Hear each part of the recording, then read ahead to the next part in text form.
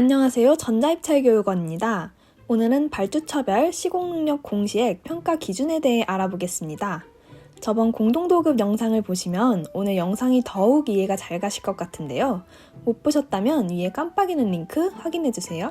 시공능력 공시액은 공동도급 적격심사 시 시공비율 평가에 적용되기 때문에 낙찰을 위해 꼭 필요한 정보입니다. 시평 기준부터 최대 지분율 정하는 방법, 지역의무 공동도급 시 특이사항까지 정리해드리겠습니다. 먼저 시공능력 공시액이란 쉽게 말해 건설업체가 한 건의 공사를 수행할 수 있는 능력입니다. 건설산업기본법 등 관련 법령에 따라 공사를 업종별로 관련 협회에서 사업자가 시공할 수 있는 능력을 매년 평가하여 공시하는 금액으로 시공능력 평가액으로도 불립니다. 시공능력 공시액은 공사 실적 평가액 플러스 경영평가액 플러스 기술능력 평가액 플러스 마이너스 신인도 평가액입니다.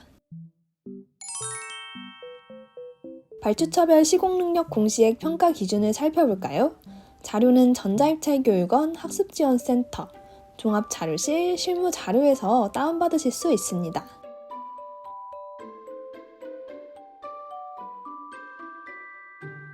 먼저 조달청 기준을 확인해 보겠습니다. 단독으로 참여 시 시평은 평가하지 않고요. 공동도급 시 일반건설은 추정가격 50억 이상, 전문건설은 5억 이상인 공사에서 평가합니다. 만약 종목이 종합건설 추정가격 40억이라면 시평을 평가하지 않겠죠? 옆에 표는 무엇을 의미할까요? 쉽게 예시를 들어 설명해 볼게요.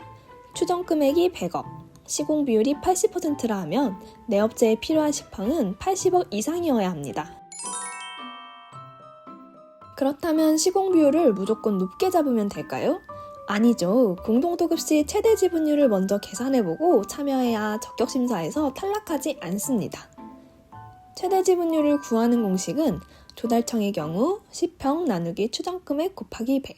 예를 들어 내 업체 시평이 60억, 추정금액이 100억이면 최대 지분율은 60%입니다.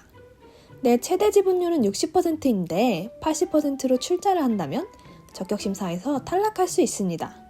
시평이 높을수록 지분율이 높은 점, 최대 지분율을 계산해야 하는 점 꼭 기억하세요. 지자체 기준을 살펴볼까요?